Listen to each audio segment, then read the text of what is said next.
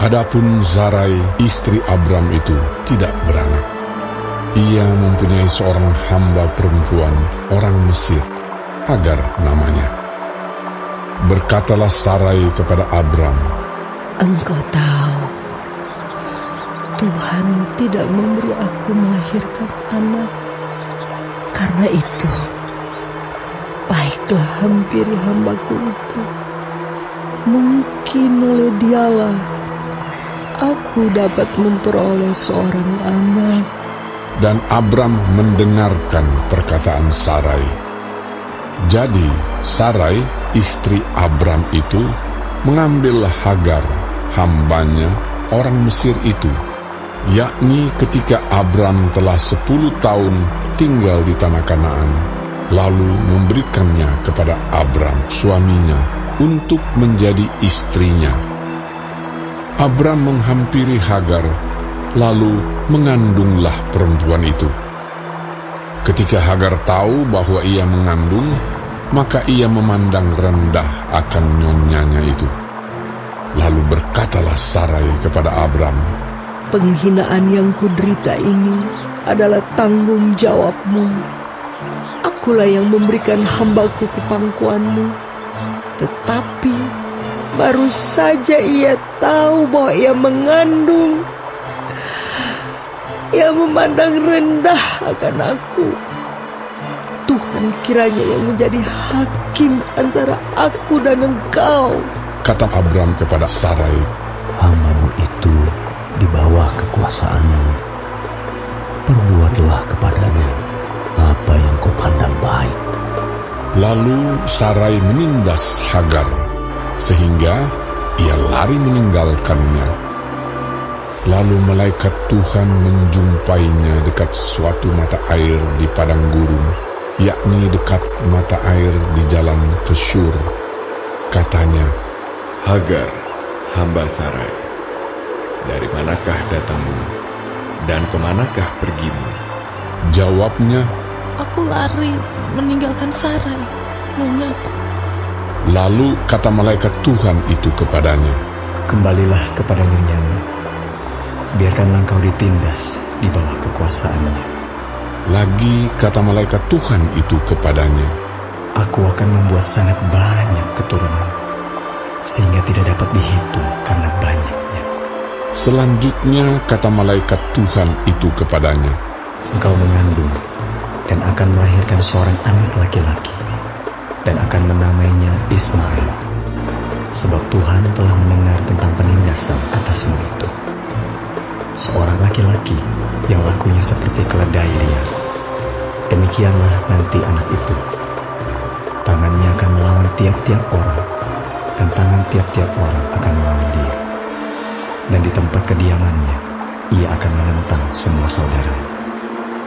Kemudian Hagar menamakan Tuhan yang telah berfirman kepadanya itu dengan sebutan, "Engkaulah El Roi." Sebab katanya, "Bukankah di sini kulihat Dia yang telah melihat aku?"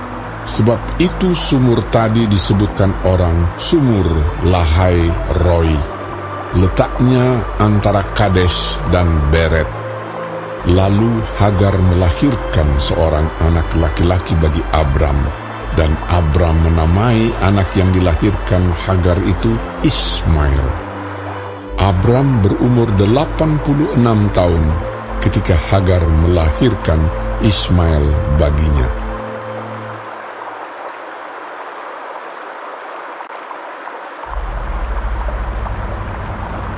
Ketika Abram berumur 99 tahun, maka Tuhan menampakkan diri kepada Abram dan berfirman kepadanya, "Akulah Allah yang Maha Kuasa.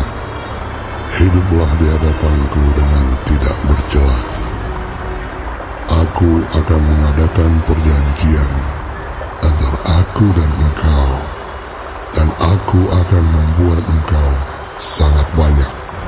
Lalu sujudlah Abram, dan Allah berfirman kepadanya, "Dari pihakku, inilah perjanjianku dengan engkau.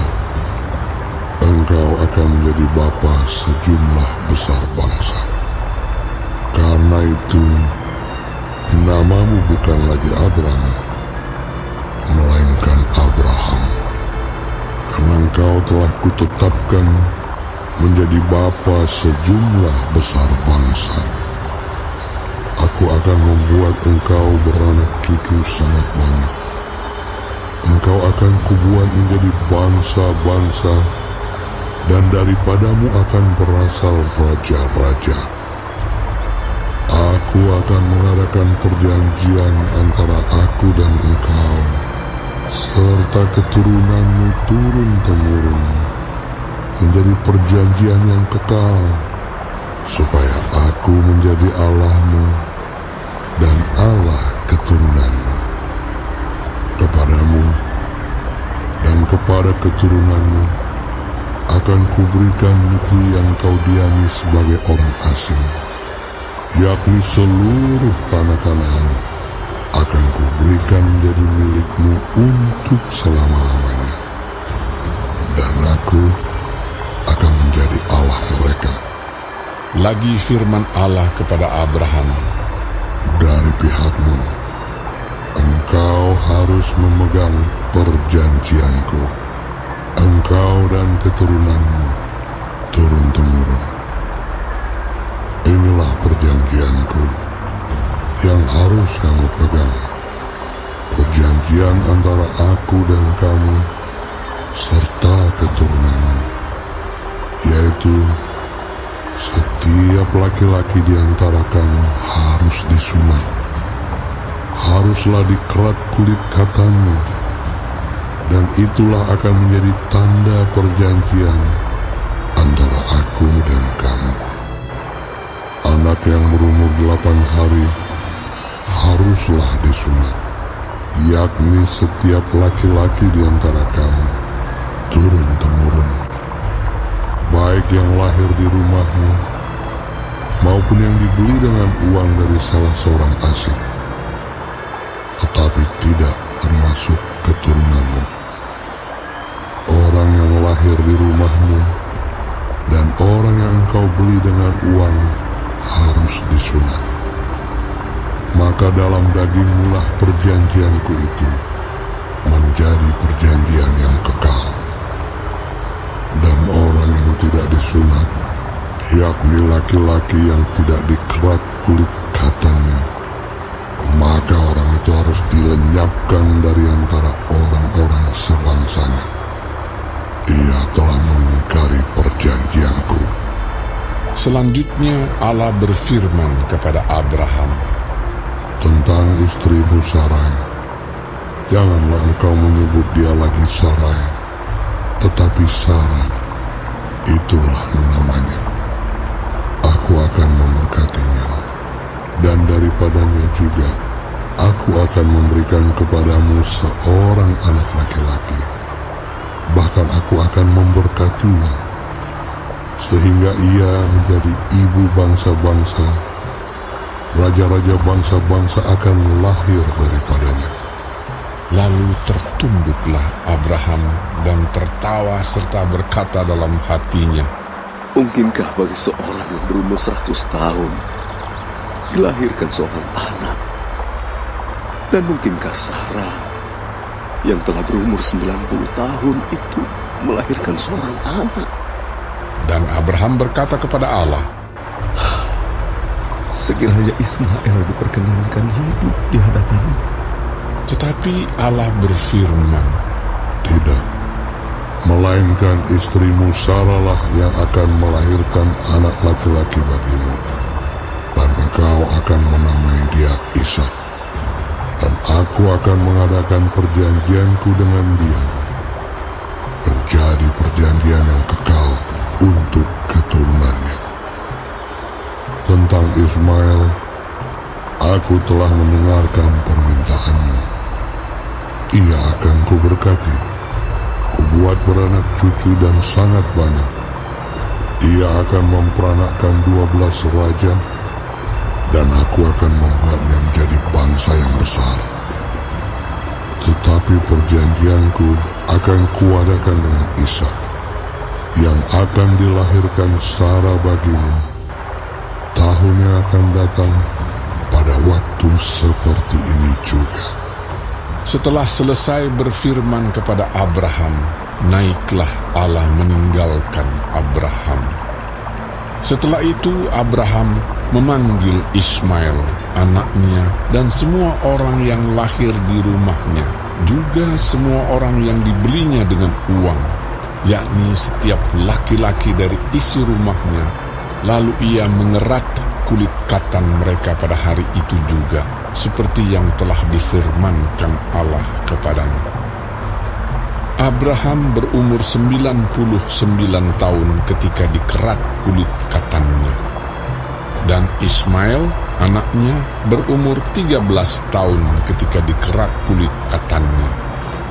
Pada hari itu juga Abraham dan Ismail anaknya disunat. Dan semua orang dari isi rumah Abraham, baik yang lahir di rumahnya maupun yang dibeli dengan uang dari orang asing, disunat bersama-sama dengan dia. Kemudian Tuhan menampakkan diri kepada Abraham dekat pohon tarbantin di Mamre, sedang ia duduk di pintu kemahnya waktu hari panas terik. Ketika ia mengangkat mukanya, ia melihat 3 orang berdiri di depannya.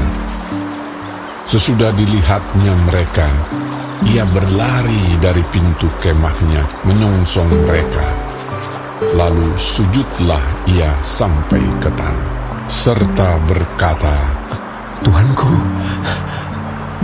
jika aku telah mendapat kasih Tuanku, janganlah kiranya lampaui hamba-Mu ini. Biarlah diambil air sedikit, basuhlah kakimu, dan duduklah beristirahat di bawah pohon ini.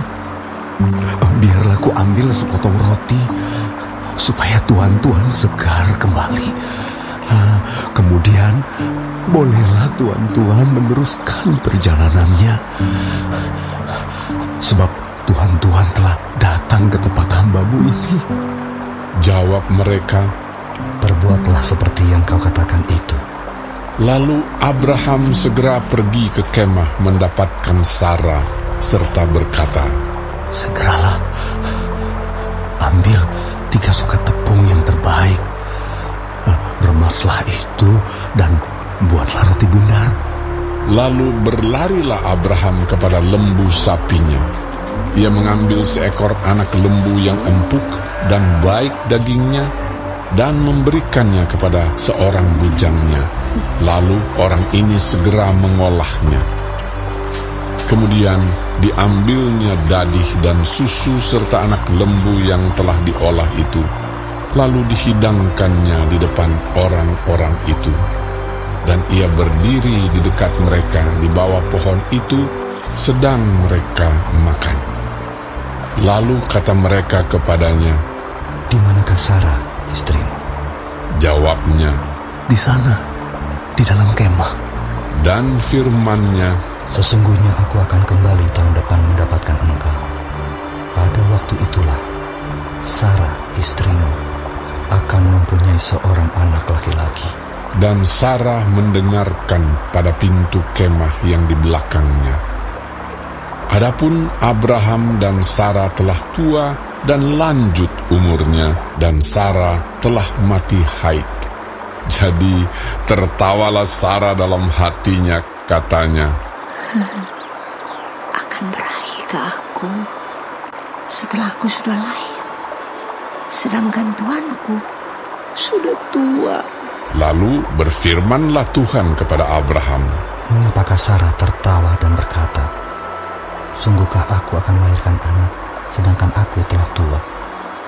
Adakah sesuatu apapun yang mustahil untuk Tuhan? Pada waktu yang telah ditetapkan itu, tahun depan, aku akan kembali mendapatkan engkau. Pada waktu itulah, Sarah mempunyai seorang anak laki-laki. Lalu Sarah menyangkal, katanya, aku tidak tertawa.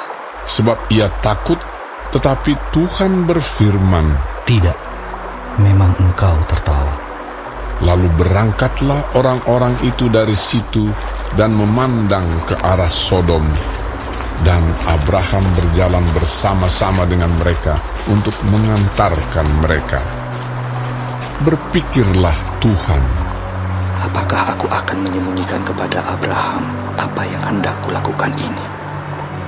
Bukankah sesungguhnya Abraham akan menjadi bangsa yang besar serta berkuasa, dan oleh dia segala bangsa di atas bumi akan mendapat berkat. Sebab aku telah memilih dia supaya diperintahkannya kepada anak-anaknya dan kepada keturunannya, supaya tetap hidup menurut jalan yang ditunjukkan Tuhan, dengan melakukan kebenaran dan keadilan, dan supaya Tuhan memenuhi kepada Abraham apa yang dijanjikannya kepadanya. Sesudah itu berfirmanlah Tuhan, sesungguhnya banyak keluh kesah orang tentang Sodom dan Gomora, dan sesungguhnya sangat berat dosanya. Baiklah, aku turun untuk melihat apakah benar-benar mereka telah berkelakuan seperti keluh kesah orang yang telah sampai kepadaku atau tidak. Aku hendak mengetahuinya. Lalu berpalinglah orang-orang itu dari situ dan berjalan ke Sodom. Tetapi Abraham masih tetap berdiri di hadapan Tuhan. Abraham datang mendekat dan berkata, apakah engkau akan melenyapkan orang benar bersama-sama dengan orang fasik? Bagaimana sekiranya ada 50 orang benar dalam kota itu? Apakah engkau akan melenyapkan tempat itu?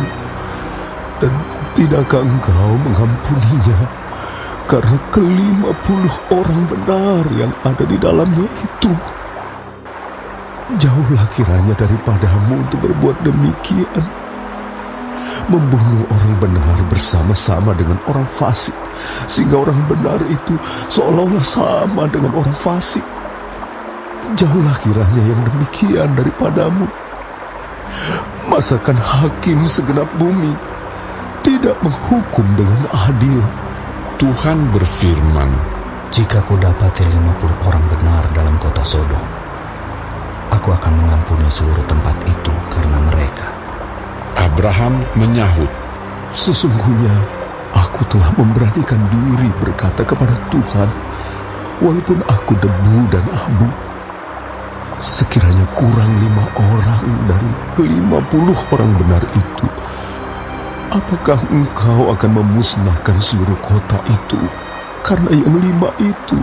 Firman-Nya, aku tidak memusnahkannya jika ku dapati 45 di sana.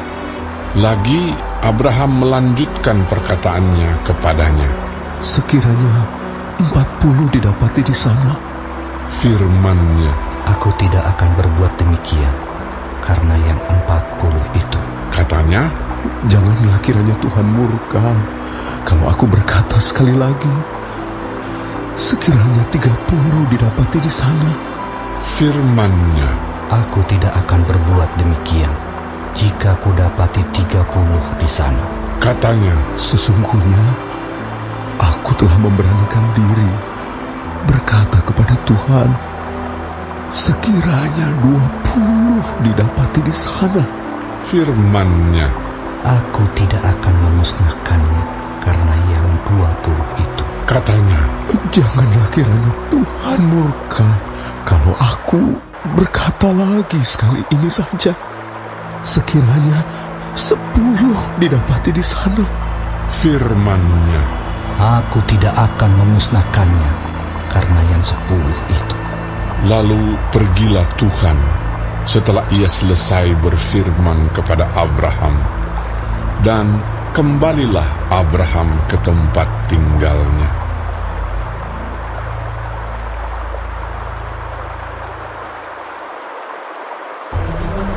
Kedua malaikat itu tiba di Sodom pada waktu petang. Lot sedang duduk di pintu gerbang Sodom, dan ketika melihat mereka, bangunlah ia menyongsong mereka, lalu sujud dengan mukanya sampai ke tanah, serta berkata, Tuhan, silakanlah singgah ke rumah hamba-Mu ini. Bermalamlah di sini dan basuhlah kakimu. Maka besok pagi Tuan-tuan boleh melanjutkan perjalanan. Jawab mereka, "Tidak, kami akan bermalam di tanah lapang." tetapi karena ia sangat mendesak mereka, singgahlah mereka dan masuk ke dalam rumahnya. Kemudian ia menyediakan hidangan bagi mereka. Ia membakar roti yang tidak beragi, lalu mereka makan.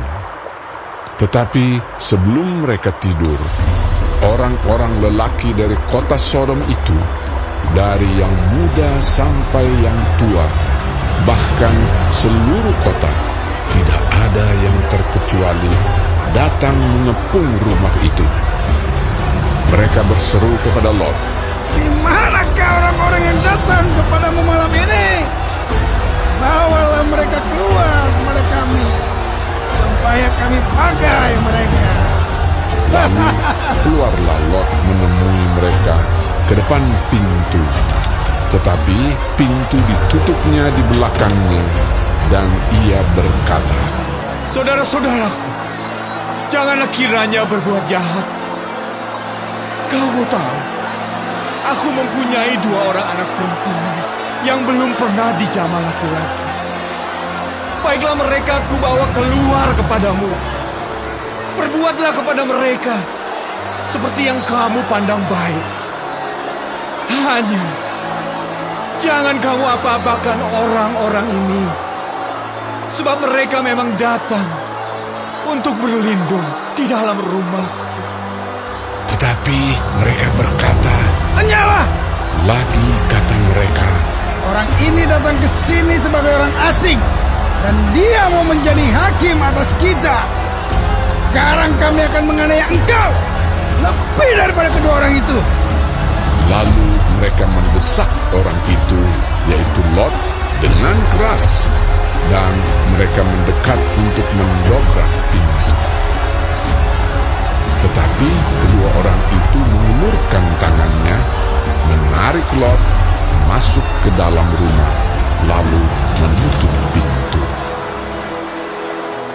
Dan mereka membutakan mata orang-orang yang di depan pintu rumah itu, dari yang kecil sampai yang besar, sehingga percumalah orang-orang itu mencari-cari pintu. Lalu kedua orang itu berkata kepada Lot, "Siapakah kamu yang ada di sini lagi? Menantu atau anakmu laki-laki, anakmu perempuan, atau siapa saja kamu di kota ini? Bawalah mereka keluar dari tempat ini, sebab kami akan memusnahkan tempat ini. Karena banyak keluh kesah orang tentang kota ini di hadapan Tuhan.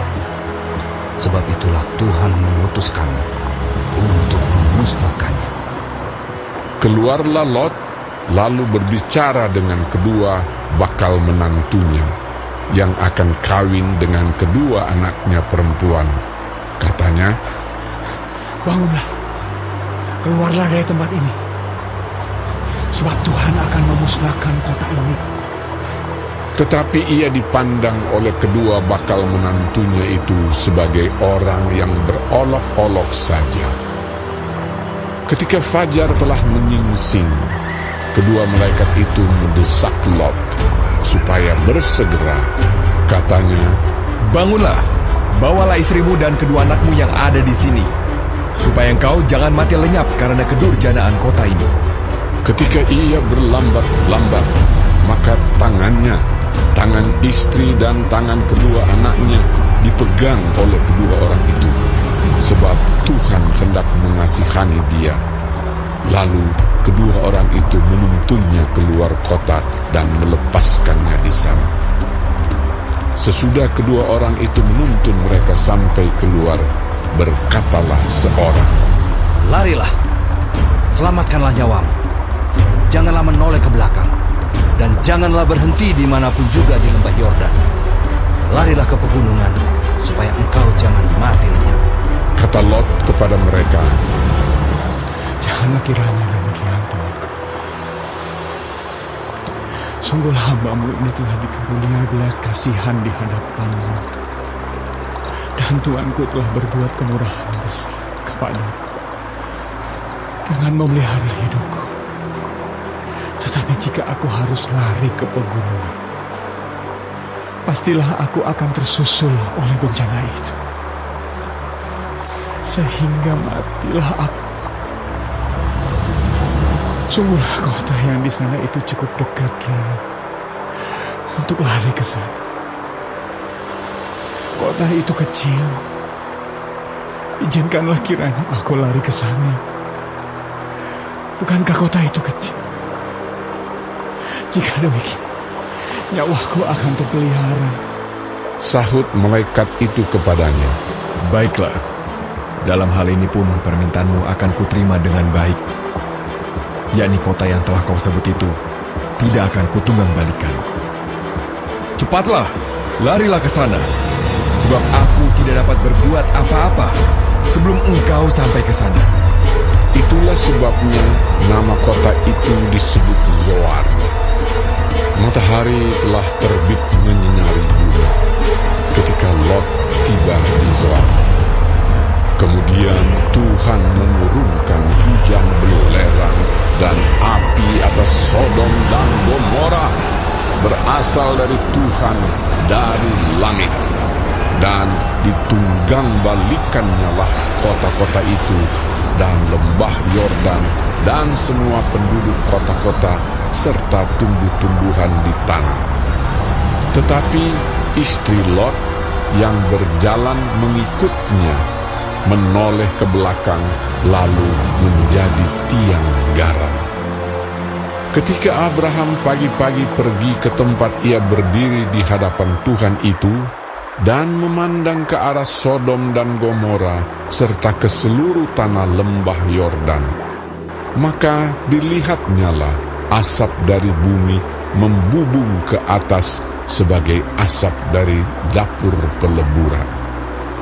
Demikianlah pada waktu Allah memusnahkan kota-kota di lembah Yordan dan menunggang balikkan kota-kota kediaman Lot, maka Allah ingat kepada Abraham, lalu dikeluarkannyalah Lot dari tengah-tengah tempat yang ditunggang balikkan itu.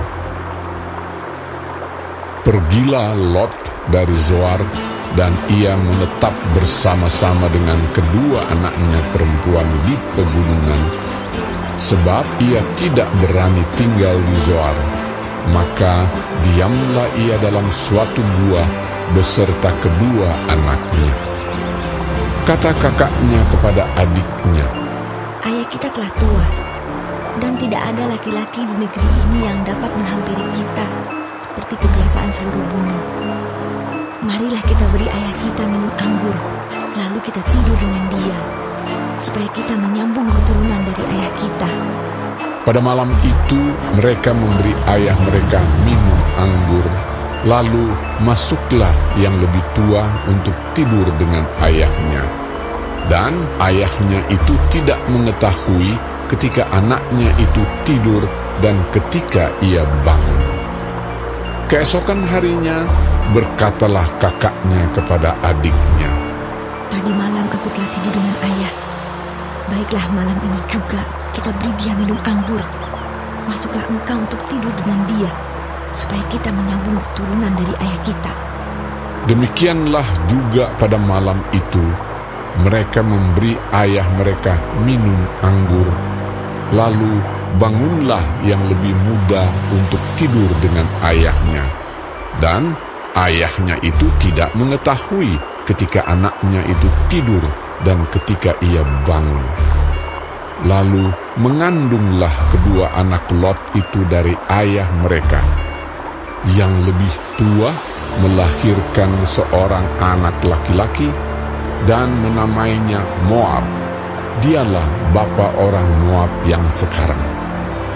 Yang lebih muda pun melahirkan seorang anak laki-laki dan menamainya Ben-Ami. Dialah bapa Bani Amon yang sekarang.